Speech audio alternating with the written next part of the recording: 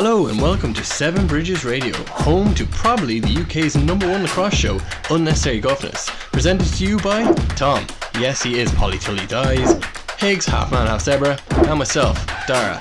And no, I will not tell you where Pot of Gold is. Today we are talking UK Lacrosse, yes it's back. We are catching up on NCAA and PLL, especially the entry draft and all the new boys coming into the PLL, with a little bit on Chris Hogan. Enjoy. Cheers. Thank you for tuning back in to, once again, the #1 lacrosse-based, UK-based radio show in the world, in the UK. Yes. I'm back as always with Higgs and Dara here. Talk all things lacrosse. So if you're just coming on from the hockey segment, feel free to stick around and listen to us chat about a lot of stuff you don't know about. It's basically ice hockey on grass. We're sure you'll love it. We love your sport. Please love our sport. We need more people loving it. As many as possible. How are we doing? We've had a week off. We're back. Yeah, I missed you guys. I missed you too. Yeah, this is the only way I remember what day of the week it is anymore. Because I've got to do this on a Saturday. If it wasn't for this, I don't know where I'd be. Talking lacrosse is the closest thing I can get to playing it apart from wall ball. Oh, so yeah, I can't even do wall ball. I've got nowhere, and we've got downstairs neighbours who would not be happy if I started. Not even a tennis ball. Tennis ball on the sitting room? Nah, I don't think so. I think we've had enough. We've had enough issues with them. We've had bin issues, and now I'm an adult. I've learned that bins are the biggest form of confrontation with your neighbours. So I'm not lobbing a ball anywhere. I'm not starting any more drama than needs be. Get a drum kit. That'll learn them. Get my drum kit. Oh yeah, I really assert my dominance. Anyway, talking about getting back to playing lacrosse, I think the first thing we could be touching on is some pretty exciting news about return to play. Now, I suppose as the ice hockey guys just touched on there, obviously things are opening up again.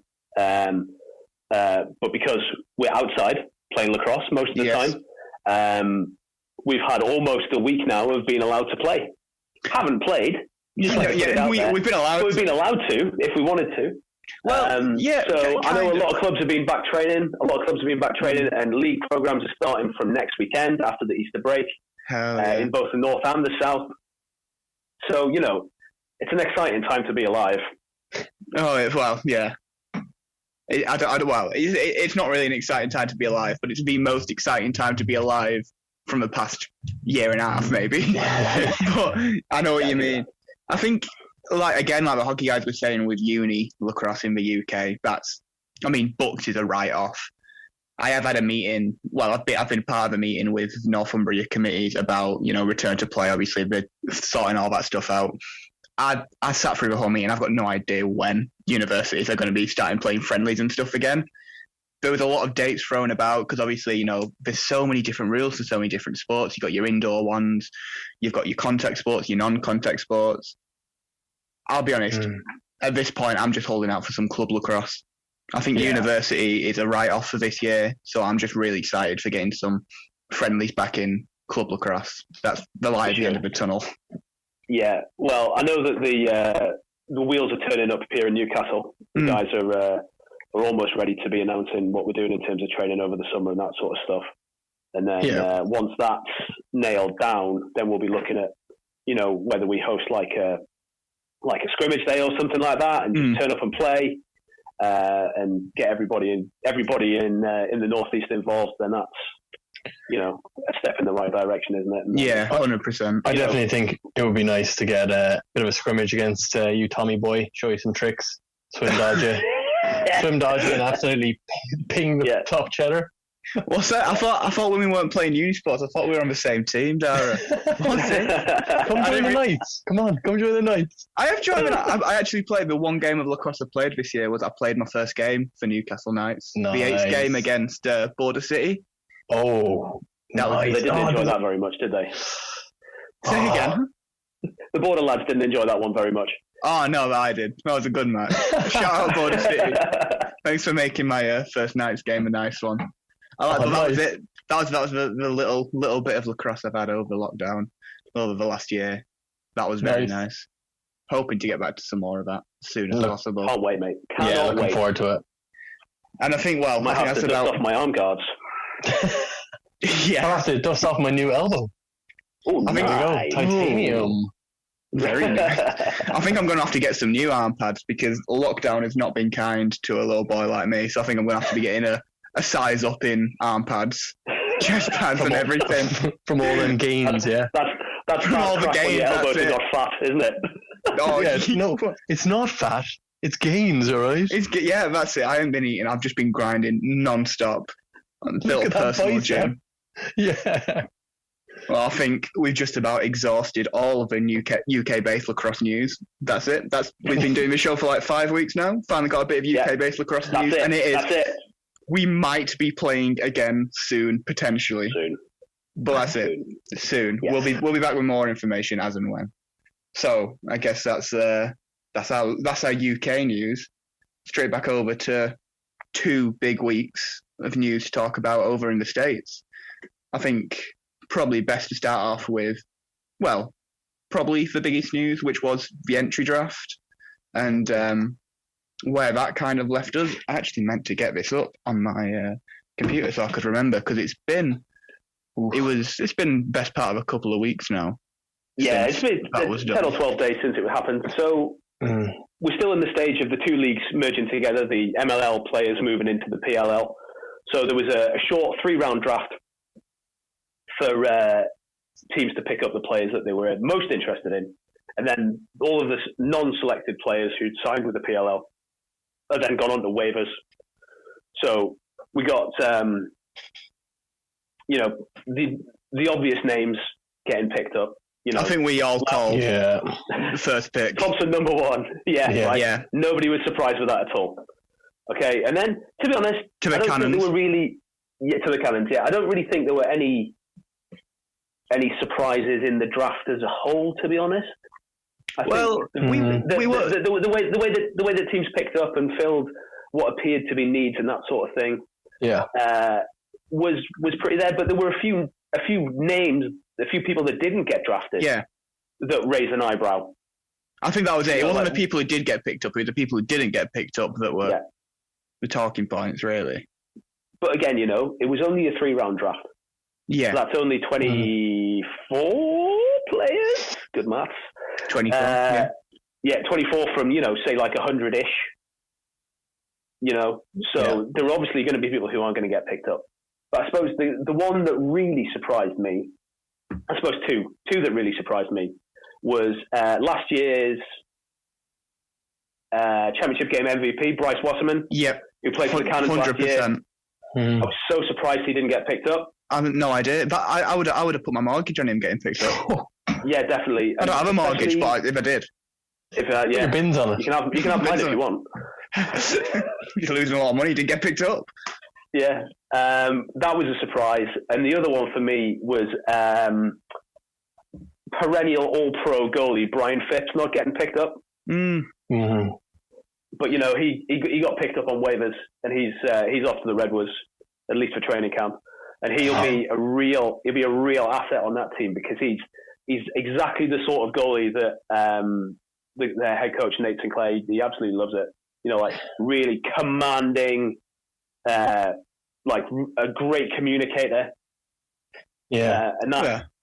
And at that level, that can be the thing that really takes you from, you can be a good shot stopper and you can clear the ball well, but it's your communication and the way that you marshal the defense that makes a massive difference, particularly at that level. Definitely. I think, I was just saying, I think a team, I like what they did the most. Obviously, I'm a fan of the Water Dogs.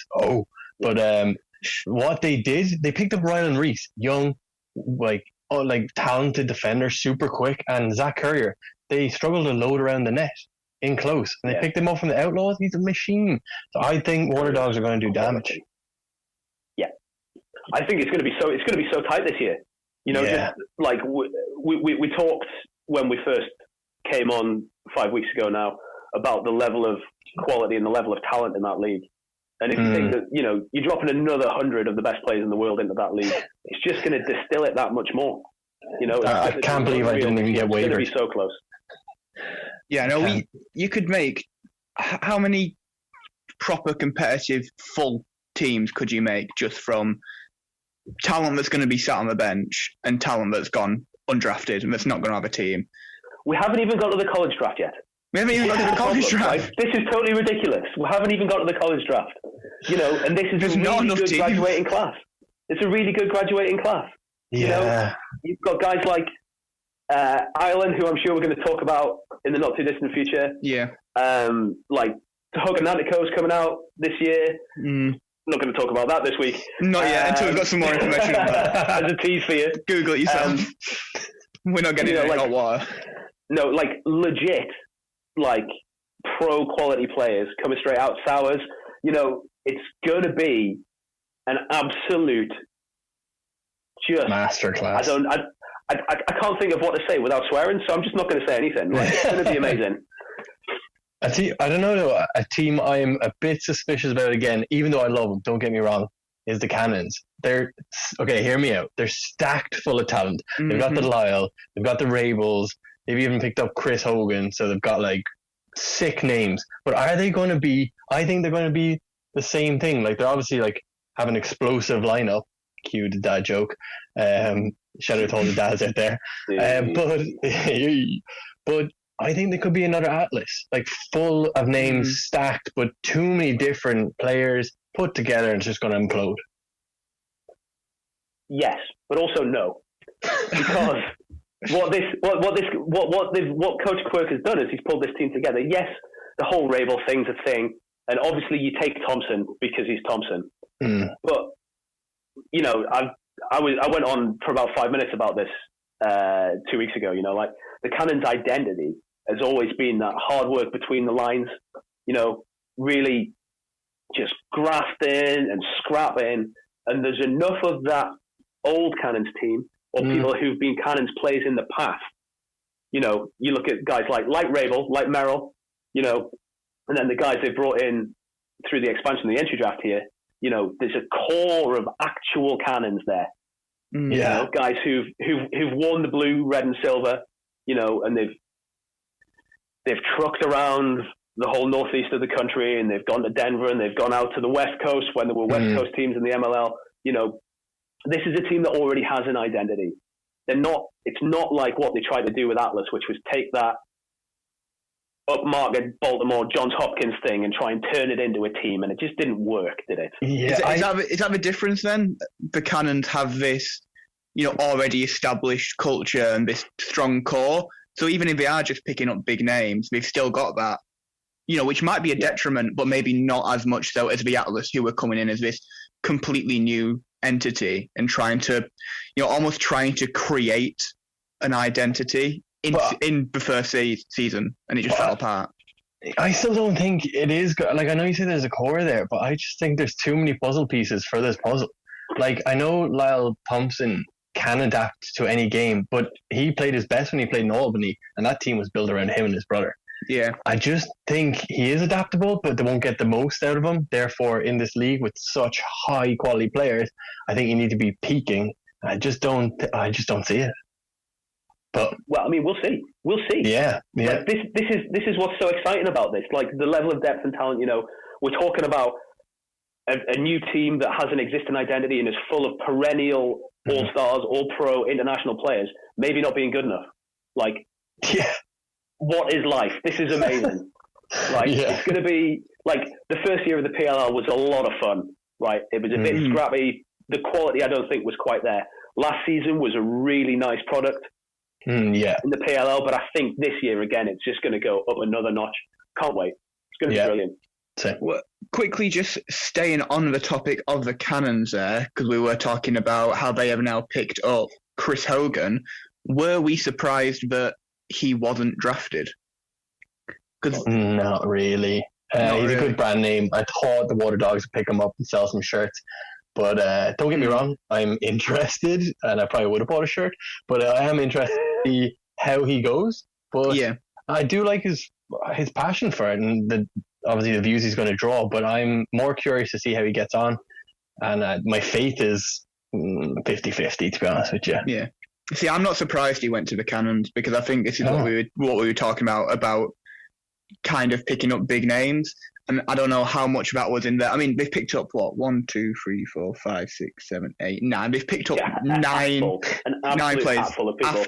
after the entry draft, whereas other teams have picked up 2 or 3. Chaos haven't picked up anyone, which I'm not happy about because this is going to be a strong season. I want to see the Chaos making some moves along with everyone else. But the last hurdle. But no, he was one of the ones that he was one of the ones that the Cannons picked up along with Bryce Wasserman and quite a few others. So looking at the entry draft and looking at the expansion draft, entry draft, and looking at the waivers afterwards, in this period of time with all these new acquisitions, all these trades, who do you think's come out on top? Which teams made the strongest acquisitions, the strongest drafts, trades? I think personally, I like how smart Water Dogs have played it.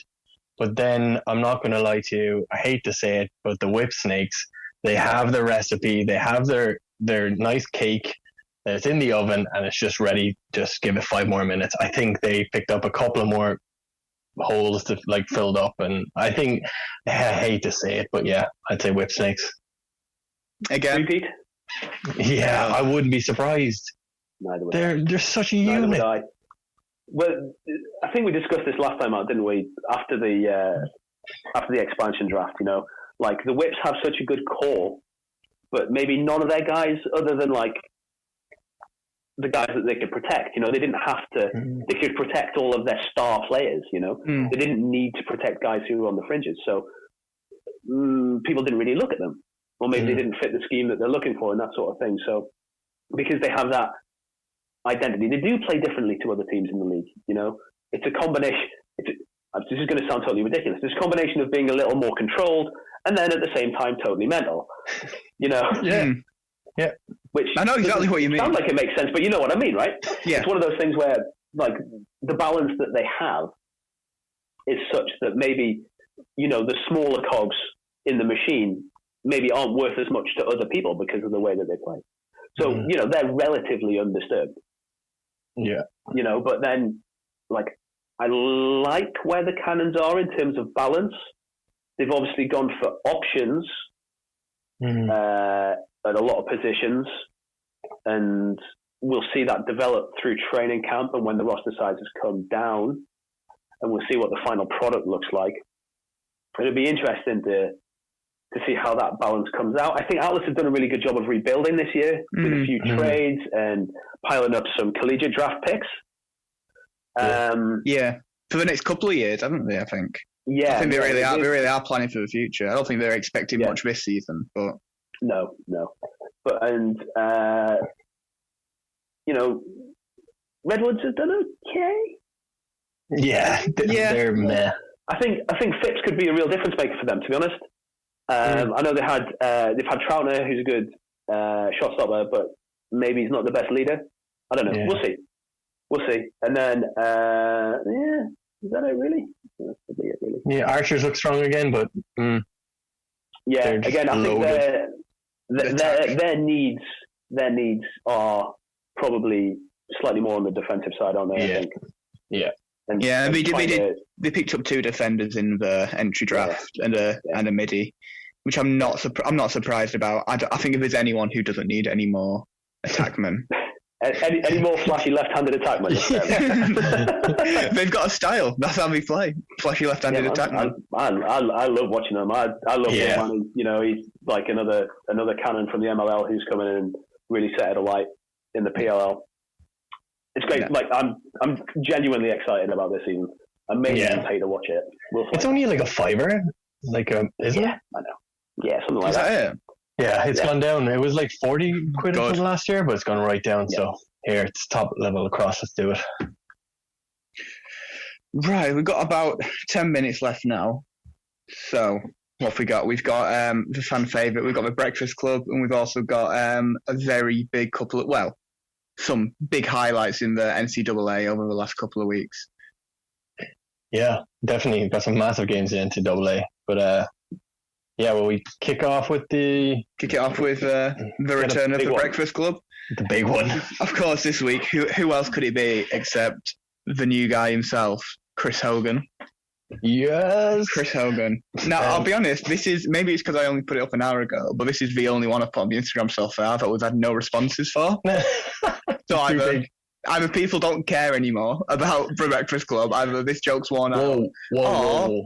No one knows who he is. We don't know who Chris Hogan is. How are we supposed to know what he has for breakfast? Who could we be that guy who to played say? at Penn State like 10 years ago? Yeah. I've got an idea. Forgotten about him. Right, I've got an idea. Again, I'm going to set the scene, boys and girls. My eyes are closed. Right, set the scene. Here we have Chris Hogan walking up a nice windy... right, Chris Hogan, he's going to wear a hoodie. It's going to be a Patriots hoodie because he's still clinging on to his NFL career. He's going to be rocking some Yeezys to flex that, I made a lot of money. I've got so much more money than everyone else in the room. Exactly, and he's going to scuff him going in the door as well, just because he can. Buy another pair while he sits down. But while he sits down for breakfast, obviously he's been in the NFL, he's been looked after massively. So I think he won't have a clue what to eat. So I think he's just grabbing a protein bar, lobbing in a protein shake, and then he's just got one of them obnoxiously big 5 gallons of water. And he's rocking out the door. That's breakfast, done, dusted. I've been looked after, or else he has a personal chef. That's a good shout. I'm with you on personal chef. But like the massive water. The massive water, I'm feeling that. Isn't he such a massive water? Right, so Hogan's a Jersey guy, right? Yeah. He's a Jersey guy. I'm saying that. It's not a question. I'm saying that, right? So Thanks. what do people in New Jersey eat for breakfast? Eggs. Oh, it's true. It's always eggs. Milk. This whole eggs, segment milk. is just becoming say a famous person's name and then say they eat eggs.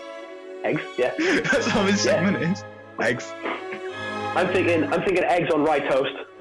Oh, okay. Because he's classy. He's having some sort of superfruit. What do you call them? Smoothie. Yeah. Yeah, probably with a couple of scoops of protein in there as well. Yeah, he's a bougie NFL guy. Yeah, probably like a double shot espresso. Oh. Just to get him going. Yeah, he's a bit of a tank, so yeah. Yeah, and his wife's a doctor, so you know that they have good coffee. Not bad. What about you, Tom? What are you thinking? I'm sticking with personal chef. Oh. Whatever the personal chef's cooking. This guy's a multi-millionaire. He's a rich man. He's flexing on all the Paul lacrosse players. He is. He's bringing his personal chef in. Whatever he's cooking. Flambe and a pancake or something, yeah. Right. That's it. But when we get into hope you enjoyed Breakfast Club, but get into some we didn't get any replies from Chris Hogan. Greg Gorenlian, a man of the people, what a legend. 2 weeks ago, letting us know what he's eating. Chris Hogan, legend. Busy man. He's got a lot of stuff to do. It's all right, Chris. Maybe we should try and do it like less than an hour before the start of the show next week. Probably. I did forget it was Saturday until I saw all the messaging there. So I'll pester him. I'll come back to you next week after doing my deep dive into Chris Hogan. Legend. 5 minutes left, Dara. Right. Big couple of weeks of NCAA runs through the highlights. Right, I'll go for just 3 games. First up, it's the battle of the undefeated. So it was Duke v North Carolina. Massive game, and it was unbelievable. OT overtime winning goal by Duke, by Joe Robertson, and this is a bit of a fairy tale kind of story. Joe Robertson has had. He's actually battled injury. He's come back, played in the undefeated game, last minute OT winner. That's big. Done. Undefeated. Big. Duke are now 10-0, and North Carolina dropped to 8-1, 12-11. But they have a bit of a fairy tale story as well. The keeper, Mike Adler, he played unbelievable. Yes. Also fantastic number 39. He had 17 saves overall. He had 12 in the first half. Like, if that's not standing on your head, I don't know what it is. But he actually he's a surfer, and he survived a shark attack. Oh, I heard about this. Survived a shark attack and now playing, college level sports in America. Yeah. So he had an unbelievable first half, 12 saves. Then obviously had the 5 in the second half, but still he played well. OT. Oh, he kept him in it. He did, and really enjoyed him. Yeah, huge game. Amazing game. Just one thing to pick up on there as well. You know, like we talk every time we're on about the importance of face-offs, and you know, Duke had 15 of 25, Carolina only 10 out of 25. You look at the possession, the pressure that creates. You know, it's a massive thing. And I suppose speaking of face-offs, what do we reckon? Those two in the championship game, end of May? Easy. Yeah. Yep. Because they're probably going to be 1 and 2 seeds, aren't they? So they'll be separated right till the big 100%. I'll put Higgs mortgage on it. Oh, I'll put your bins on it.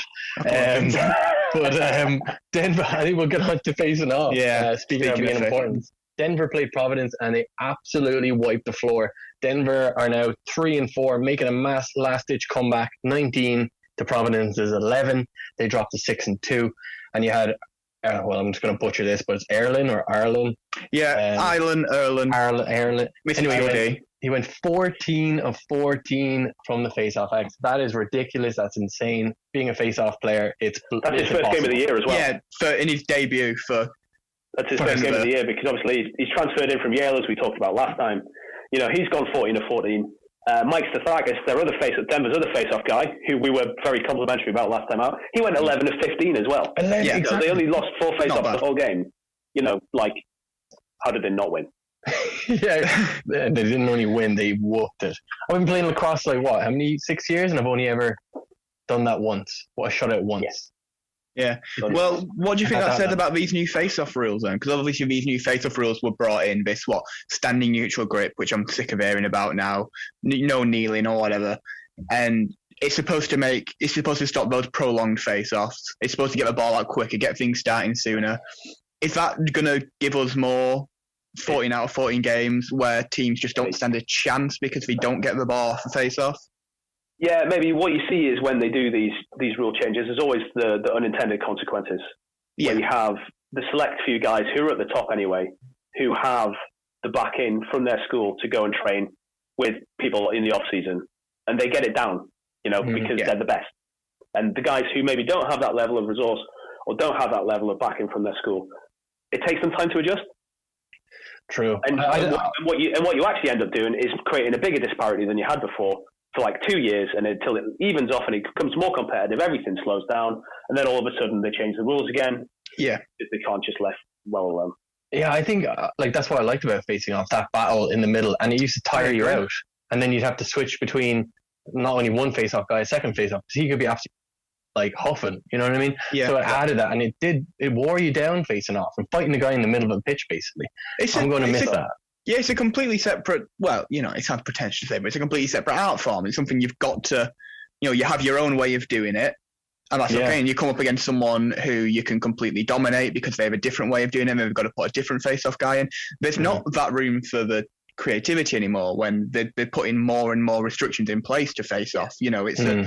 People spend their entire lives focusing on facing off, not getting the ball out quickly, of using their strength, using their weight, wearing the other player down, and then picking the ball up after facing off for 30 seconds for a minute, and they're completely wiping that out now.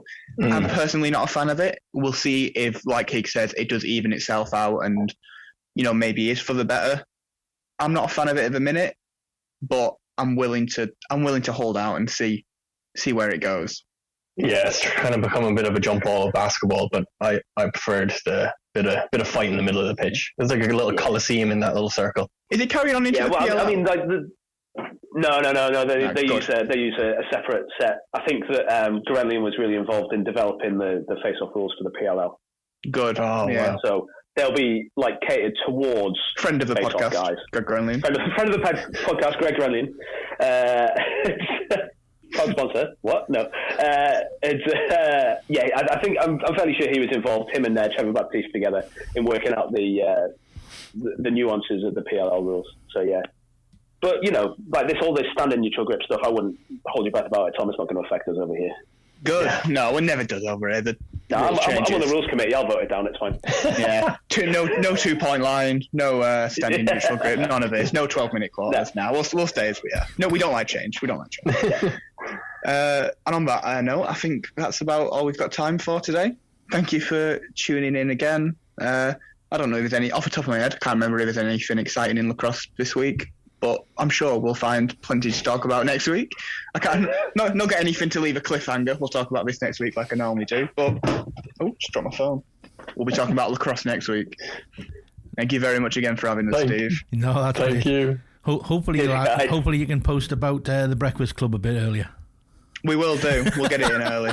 We'll have it going all week. Higgy, he has one job. Hey, I have lots of jobs. Terrible, man. I get to do all of them. Absolutely terrible. He's got 2 jobs, but I haven't heard from his other one for a few weeks either. Oh, right, that's not me. Get in touch with Elsie. Listen to Going Underground on Sundays when it's back on, and it will be back on, we promise. It's great. Yeah, I've heard you've had some issues. Ray, thanks a lot, lads. Thank you for having us. We'll head over to the football side of it, but we'll look forward to speaking to you next week again.